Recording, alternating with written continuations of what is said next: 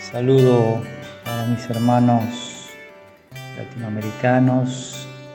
Agradezco al pastor Almazán por la invitación para una charla breve relacionada con la interpretación bíblica. Un tema muy difícil para hacerlo en poco tiempo, pero fundamental. Y yo creo que nosotros enfrentamos, los pastores, un dilema entre la correcta interpretación bíblica y la incorrecta. Y la verdad es que los problemas que se nos plantean son hermenéuticos y los tiene el intérprete, que a la vez es el expositor en nuestros púlpitos, es decir, los pastores, los maestros, que nos toca educar con la escritura a nuestros hermanos. Así que agradecido por este tema, por la amabilidad de invitarme, y espero dejarles solamente preguntas. Y les voy a explicar un solo punto al final. En primer lugar, los temas que debemos conocer con profundidad para poder interpretar correctamente nos lleva a 5 temas muy simples, los básicos. Primero es, ¿cuál es nuestra estructura de interpretación bíblica? ¿Estamos del lado del arminianismo o estamos del lado del calvinismo? Y del calvinismo sabemos que tenemos 3 puntos en los cuales nos movemos de acuerdo a lo que pensamos de la caída del hombre, si somos infralapsarios, supralapsarios o sublapsarios. En segundo lugar, tenemos que entender que la Biblia la podemos interpretar desde el pactismo, que es una herencia que tenemos del catolicismo, que domina prácticamente el 90% del protestantismo y que se introdujo también dentro de nuestras iglesias evangélicas. En tercer lugar, y este es el dilema más grande, interpretamos la Escritura en forma literal, buscando el contexto geográfico, la cultura, el idioma, o espiritualizamos todo lo que vemos. Si espiritualizamos todo o interpretamos literalmente, esto es un dilema.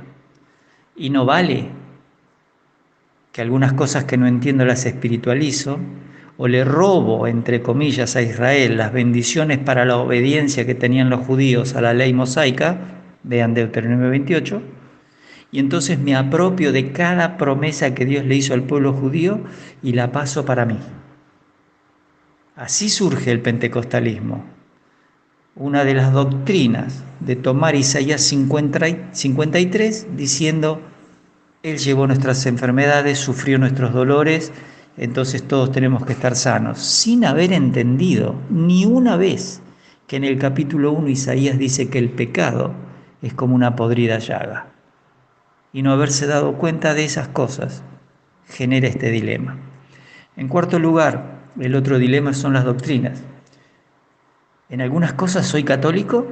¿Qué pienso del velo? ¿Qué pienso de los niños? ¿Van todos al cielo?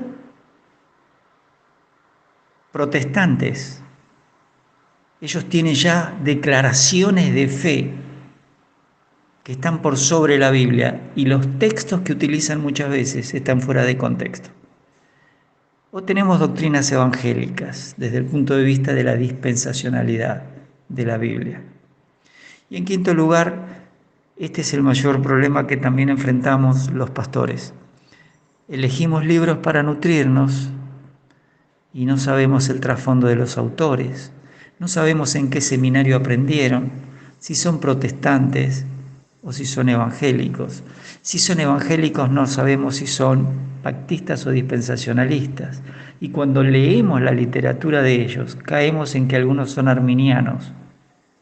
Y entonces tenemos más problemas todavía para la grey de Dios. Yo les quiero recordar de 1 Corintios capítulo 3 del 11 al 17. Pablo está hablando de los maestros y les dice claramente que la base es Jesucristo, pero sobre ese fundamento nosotros sobreedificamos a los hermanos. Pero cada uno, dice Pablo, hablando de Apolos, hablando de Pedro, hablando del mismo. Cada uno de nosotros sobreedificamos, pero tenemos que tener cuidado porque podemos hacer de tomar la palabra de Dios y edificar con madera, heno y hojarasca. Y un día esa obra que hemos hecho de edificar a los hermanos va a ser puesta en el juicio, en el fuego. Probablemente la mirada del Señor, que es como fuego en Apocalipsis 1, examine lo que hemos enseñado. Si la obra de alguno permaneciere porque enseñó correctamente la Escritura, con madera, heno y hojarasca, o con oro, plata y piedras preciosas, si lo hizo de la primera forma, entonces eso se va a perder, se va a quemar. Él va a ser salvo, aunque así como por fuego. Pero si la doctrina fue correcta, la enseñanza fue correcta, entonces tendremos una obra que perdura y tendremos galardón que tiraremos a los pies del Señor Jesucristo.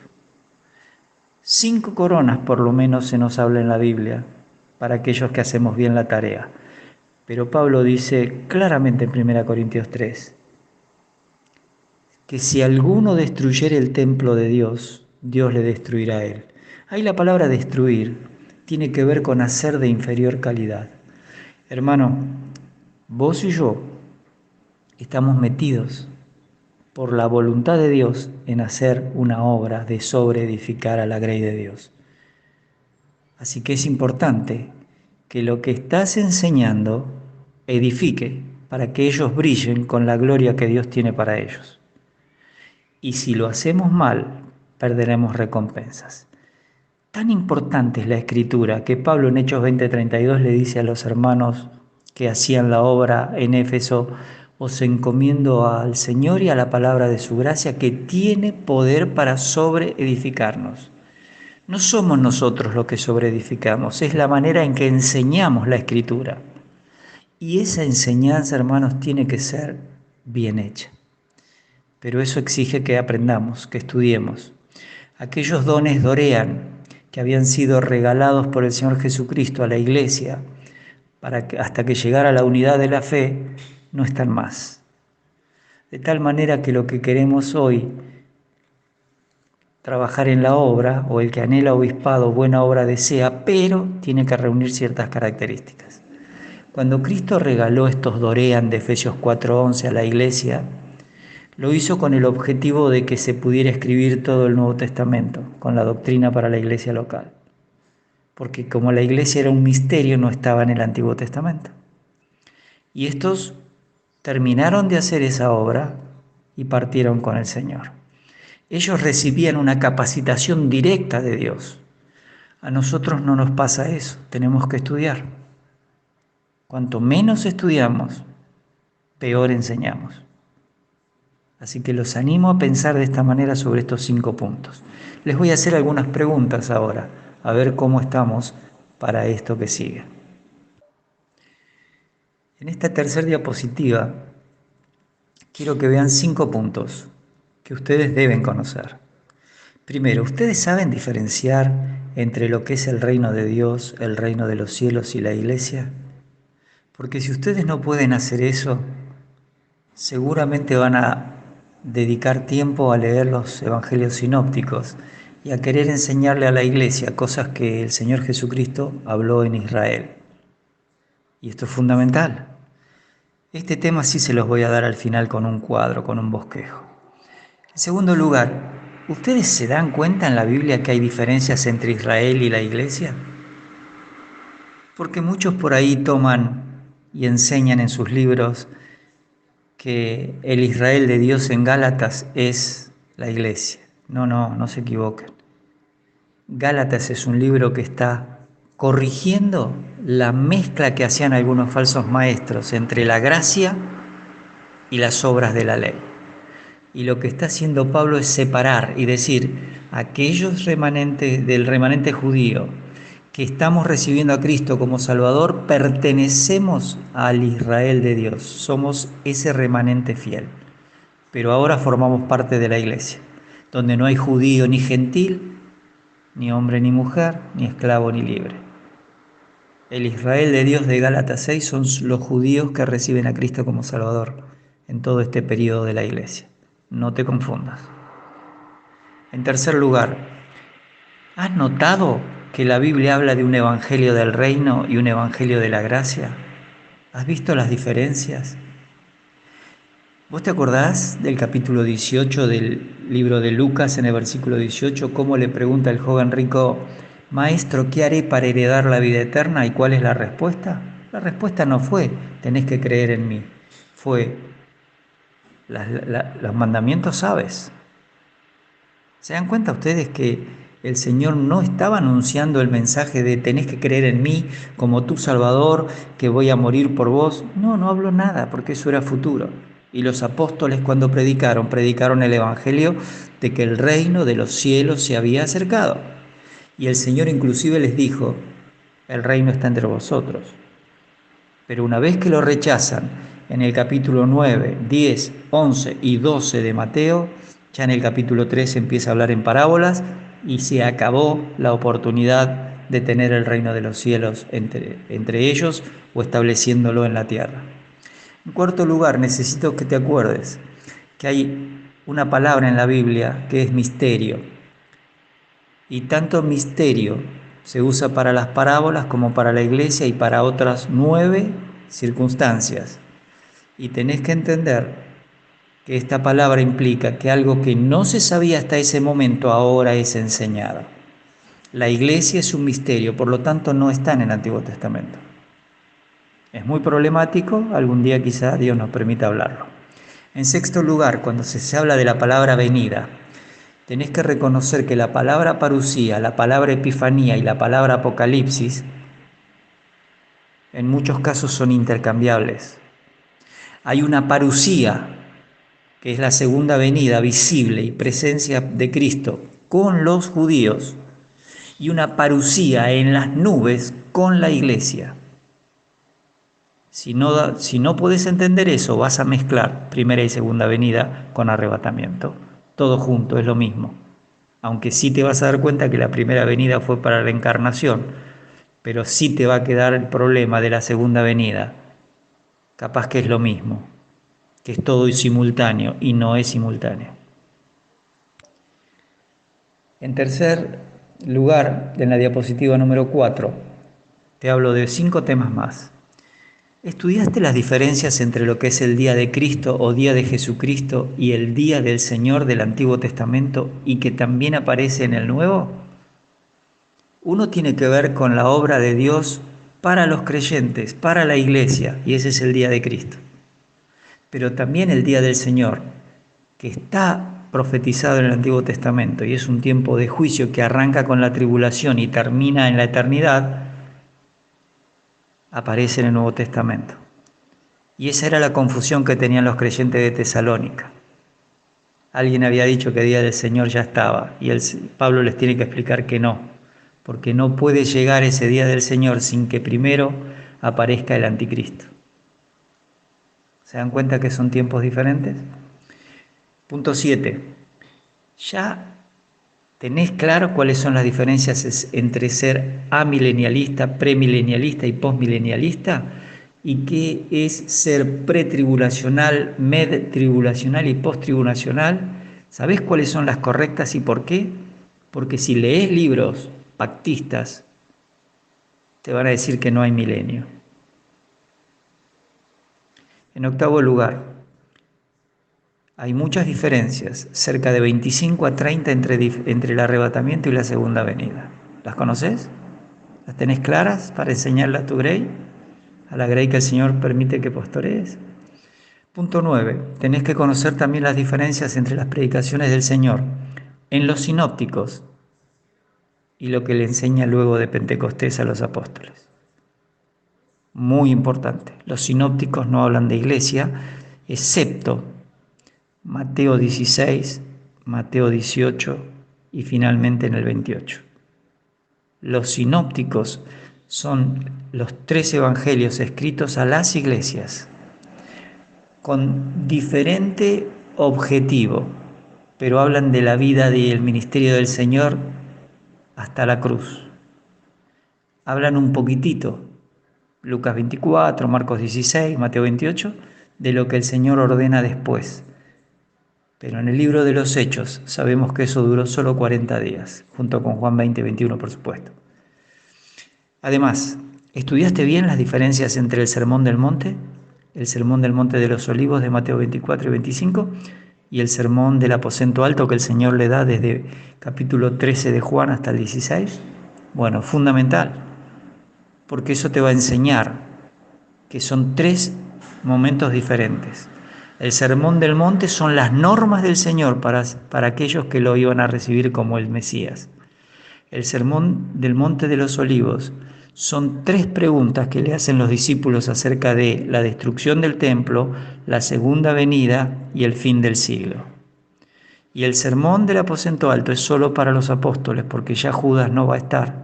En el capítulo 13 se va, y ahí se les habla del Espíritu Santo, de las cosas que van a aprender, porque la cristología va a venir por una obra del Espíritu Santo, la soteriología, todo lo que va a enseñar el Señor acerca del reino de Dios, porque no se vuelve a predicar reino de los cielos a partir de Hechos 1. Bueno, todo eso lo tenés que saber, hermano, porque si no tus mensajes van a estar mezclados. Entrando un poquito más adentro del tema, te hablé de calvinismo y te quiero preguntar si ya tenés claras las diferencias entre ser sublapsariano o infralapsariano o supralapsariano. 2 de estas posiciones creen en la expiación limitada, es decir, que la muerte de Cristo sirve solo para los elegidos. Y una de ellas, por 1 Timoteo 4:10, te permite ser una persona que enseña la expiación ilimitada, pero únicamente eficaz desde el punto de vista de que se aplica en aquellos elegidos para la salvación. Y por eso necesitas conocer el punto 12. ¿Qué son los decretos divinos? ¿Cómo fue la mente de Dios al decidir hacer ciertas cosas? Y lo que es el libre albedrío. ¿Hasta qué lugar hay libre albedrío? ¿Puede una persona inconversa tener libre albedrío de buscar a Dios, de recibir a Cristo? Si está muerta en delitos y pecados, ¿qué necesita para poder conocer la verdad? Porque uno de los ministerios que se les explica a los discípulos en el mensaje, en el sermón del aposento alto, es que cuando Él venga convencerá al mundo de pecado, de justicia y de juicio. De pecado por cuanto no creen en mí. Así que cuando prediques, no te dediques a gastar tiempo diciéndole a la persona que es mentirosa, diciéndole a la persona que peca todos los días, porque el único pecado que el Espíritu le muestra es: no estás creyendo en Cristo como tu Salvador, por lo tanto vas al infierno. El punto 3 es importante. ¿Ya te diste cuenta que las oraciones antes de la ley, durante la ley, en el tiempo del Señor y luego para la iglesia desde Hechos en adelante son diferentes?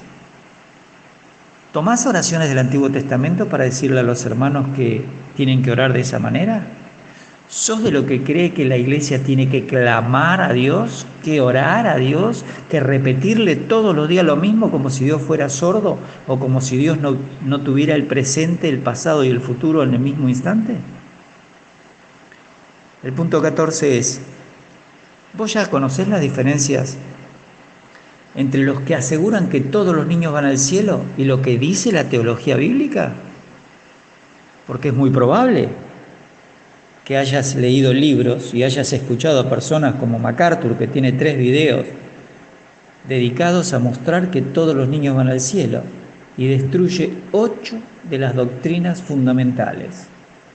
Destruye la inspiración verbal y plenaria, la bibliología, porque te hace que la Biblia diga algo que no dice. Destruye la soteriología, cuál es el plan de Dios para la salvación en cada periodo de tiempo dispensacional. Y podemos seguir así y nos vamos a dar cuenta que todo surge por una mala interpretación del texto que dice: dejad a los niños venir a mí, porque de los tales es el reino de los cielos. Yo te pido que leas tu libro de Mateo, capítulo 5, versículo 2 y versículo 10, y me digas si no hay otros 2 grupos de personas mayores que también tienen derecho a entrar al cielo. Punto 15. Conocer la diferencia entre agorazo, hexagorazo y lutro sirve también para la expiación ilimitada. porque agorazo es una palabra griega para comprar en el mercado de esclavos. En ese sentido, segunda Pedro dice que los falsos maestros negarán al Señor que los rescató, y la palabra es agorazo, que quiere decir el que pagó el precio del rescate, pero no es exagorazo, que tiene que ver cuando el Señor te saca del mercado de esclavos, y tampoco es lutró, que es cuando Dios te da libertad para que le sirvas de buena voluntad. Te dejo otros temas más. 5. ¿Conocés por qué el Señor dijo, he aquí vengo pronto, y usa entahei? ¿Y qué quiere decir la doctrina preterista cuando se interpreta el Apocalipsis? ¿Tenés idea de la diferencia que tiene que haber entre lo que es la santificación posicional, de la cual cualquier creyente que recibe a Cristo como Salvador es colocado en ese momento? Lo que es la santificación progresiva, que puede ser de diferentes velocidades en los creyentes de nuestras iglesias, y la final.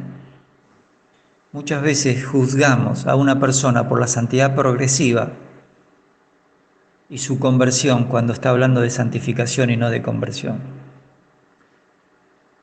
El punto 18. La diferencia entre expiación limitada y expiación ilimitada. ¿Qué enseña la Escritura?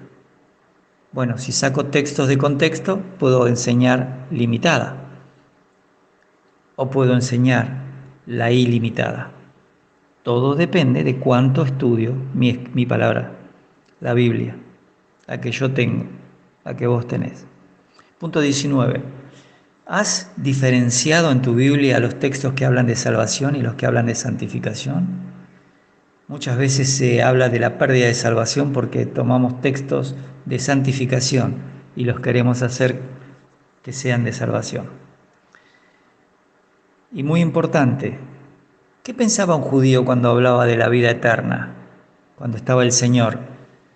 ¿Y qué piensa un creyente en esta época? Yo te hablé hace rato de Lucas 18:18. ¿Qué haré para heredar la vida eterna?, dijo el judío. Él pensaba en el milenio, porque el milenio empieza con el reino justo del Mesías y sigue por la eternidad. Sin embargo, cuando a Pablo le preguntan en Hechos 16, señores, ¿qué debo hacer para ser salvo?, la respuesta no es la misma que dio el Señor. Y si todavía no tenés claro eso, necesitas conocer este tema. Aquí te voy a hacer 4 preguntitas más para terminar este tema, porque son algunos de los que hay que conocer. ¿Vos ya te diste cuenta de las diferencias que hay cuando lees tu Biblia en castellano y cuando tenés un interlineal con griego y hebreo? Bueno, hay cientos de palabras que el traductor puede ser un excelente traductor del griego, del hebreo o del arameo. Sin embargo, desconocer la teología sistemática. Por lo tanto, no le va a dar mucha importancia a una palabra. Cuando se sacó el Nuevo Testamento, Dios llega al hombre de la Biblia, que eso fue en la época del 75 más o menos. Eugenio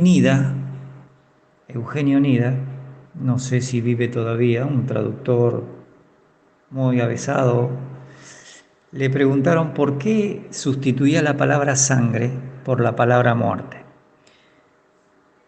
Y aparentemente él contestó algo así como, si yo tuviera hoy un balde de la sangre de Cristo no me serviría para nada, pero si yo le explico a la gente la palabra muerte de Cristo, ellos pueden entender mejor.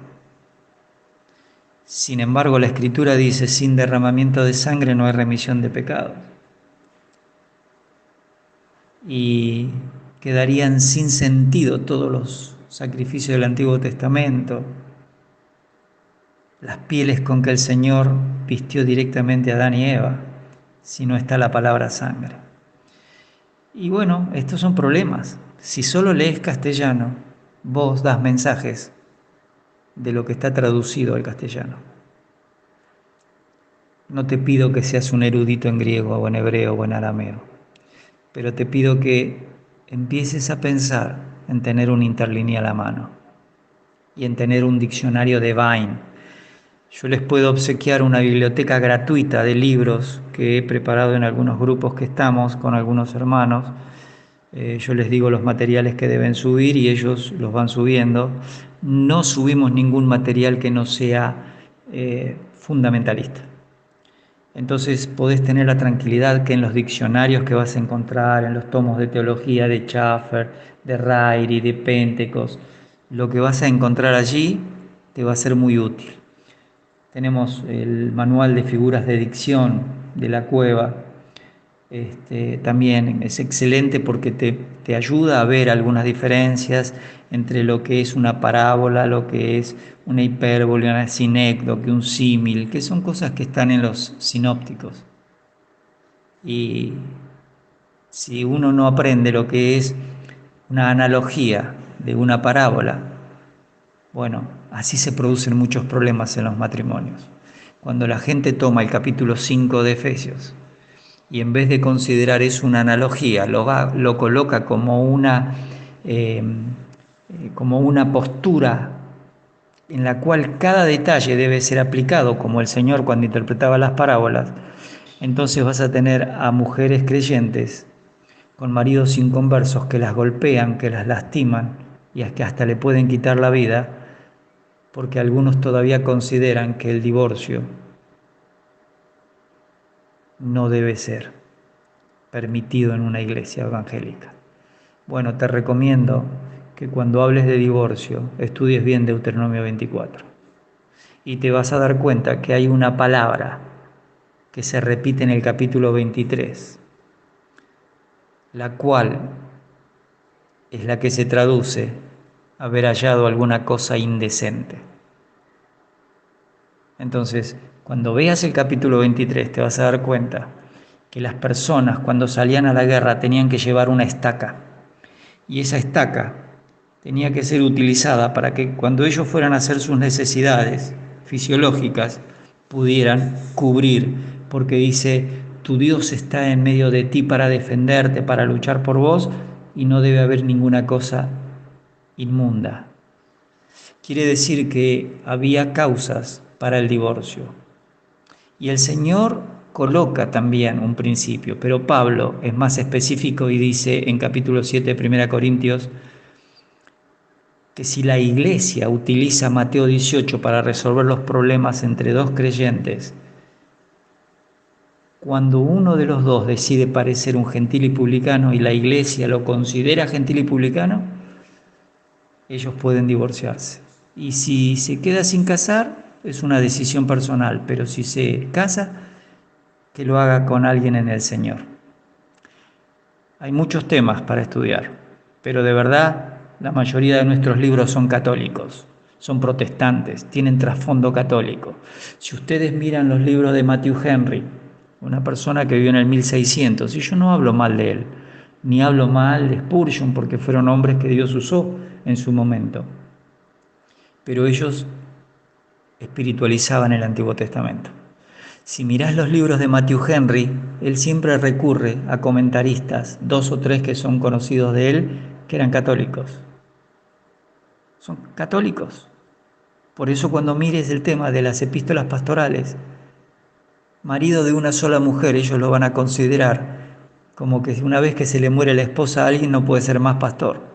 Una locura, pero es católico el trasfondo. Y los protestantes lo siguieron usando y lo siguen usando. Y cuando vos prediques en tu congregación, podés colocar una carga en la vida de los hermanos o podés darles la libertad con que Cristo los llama. Pero eso está en vos. Por supuesto, cuando vos armes un mensaje con una concordancia, sin considerar el griego y las dispensaciones, entonces tus mensajes no van a ser expositivos. Simplemente van a ser temáticos y podés equivocarte por no estudiar cuál es la palabra en griego que se utiliza para traducir de esa manera. Así le pasa a los pactistas. 23. ¿Podés diferenciar entre lo que es predicar desde los evangelios sinópticos sin corroborar que el mensaje a las iglesias del Nuevo Testamento te diga que es así? ¿Podés ver eso? ¿Podés ver que las oraciones como el Padre Nuestro no aparecen nunca más en la iglesia? ¿Podés ver cómo las oraciones que se hacían en el Antiguo Testamento para interceder por la nación de Israel no ocurren más en el Nuevo? ¿Notaste que las bendiciones de Israel no tienen nada que ver con la iglesia? ¿Que a nosotros se nos dice teniendo sustento y abrigo estemos contentos con eso? ¿Notaste que la iglesia no tiene poder en la oración, sino coincidencia en la oración con la voluntad de Dios? ¿Notaste que Romanos 8:25 dice que no sabemos orar como conviene, pero el Espíritu intercede por nosotros con gemidos indecibles? ¿Notaste que Filipenses 4:6 dice por nada estéis afanosos? Es decir, que la oración es una forma de estar tranquilo, sosegado, relajado delante de Dios y esperar en Él. Y que solamente dice 1 Juan 5 que si pedimos alguna cosa conforme a su voluntad, entonces no solo nos oye, sino que también tenemos lo que le hemos pedido. La mayor cantidad de problemas surge de la mala traducción que tenemos en Santiago 5, pero ustedes van a poder estudiar. Y les recuerdo, diferencien entre un sermón temático y un expositivo. Tu iglesia aprende cuando vos agarras una carta del Nuevo Testamento, desde el versículo 1 hasta el último capítulo, y lo vas explicando en forma expositiva. Así se alimenta la Grey. De la otra manera se entretiene. No quiere decir que no debe haber algunos sermones temáticos o tópicos. Lo necesario es lo expositivo, porque cuando Pablo escribía una carta arrancaba de un lado y terminaba en el otro. Esto es para dejarles como temas. Bueno, voy a considerar que aquí terminó mi tema de desafiarlos a algunos aspectos del estudio bíblico, pero les voy a explicar el primer punto que les hice de la pregunta. Cuando nosotros hablamos del reino de Dios, del reino de los cielos y de la iglesia, tenemos que imaginarnos una especie de círculo de óvalo como los que les voy a hacer para entenderlo mejor. En primer lugar, cuando alguien habla del reino de Dios, ese es el gobierno eterno que Dios tiene sobre todas las cosas que existen, sean visibles o invisibles, sean del pasado, del presente o del futuro. La eternidad está gobernada por Dios. Entonces este óvalo grande, amarillo y celeste, no azul para que no sea de boca, nos representaría todo el gobierno eterno de Dios. Pero dentro de este reino eterno, reino de Dios, está el reino de los cielos. Pero ese es solamente su gobierno donde Él cumple el pacto hecho con Abraham y el pacto hecho con David. La frase de los cielos reinan en la tierra nos indica desde el Antiguo Testamento que los israelitas van a ser los primeros bendecidos porque están en ese pacto con Abraham, y los gentiles van a ser bendecidos, pero eso es en la tierra. Por eso Isaías 2, Isaías 11, etcétera, etcétera, donde el lobo mora con el cordero, el león come paja como el buey, el niño juega con la serpiente. Eso es literal. Así que esto es el milenio en la tierra, pero después sigue en la eternidad futura. Por supuesto que aquí tenemos que meter dentro de este reino eterno de Dios, ese gobierno que Él tiene, la iglesia. La iglesia es un misterio, y se llama misterio porque es algo que Dios va a revelar recién en el Nuevo, después que Cristo empieza a hablar en Mateo 13, el misterio del reino de los cielos. Entonces, esta iglesia se llama cuerpo de Cristo también, y está formada por judíos y gentiles que son bautizados, metidos en este cuerpo cuando reciben a Cristo como Salvador. Y los pongo que se toquen, porque en ese lugar les voy a colocar esta flechita verde, porque nosotros compartimos cosas del reino de los cielos, porque Cristo es el que gobierna desde la Jerusalén celestial a los que estén de los judíos y gentiles en la tierra. Y desde la Jerusalén celestial la iglesia cogobierna con Cristo. Y esto nos lleva a entender que esta es la parte que compartimos, el gobierno del milenio, que vamos a morar con ellos también en la Jerusalén celestial. Si ustedes leen Hebreos 12, del 22 al 24, y Apocalipsis 21 y 22, se van a dar cuenta que esta relación va a seguir en los cielos nuevos y en la tierra nueva, en los cuales mora la justicia. Si ustedes entienden esto, se van a dar cuenta que yo puedo decir que el reino de los cielos es intercambiable con el reino de Dios, pero no puedo decir al revés, porque el reino de Dios también contiene la iglesia, y la Iglesia no está llamada a recibir el reino como se nos habla en Daniel capítulo 2, capítulo 4, capítulo 7. Por favor, esto es una diferencia que les va a ayudar mucho en su estudio bíblico. Que el Señor les bendiga.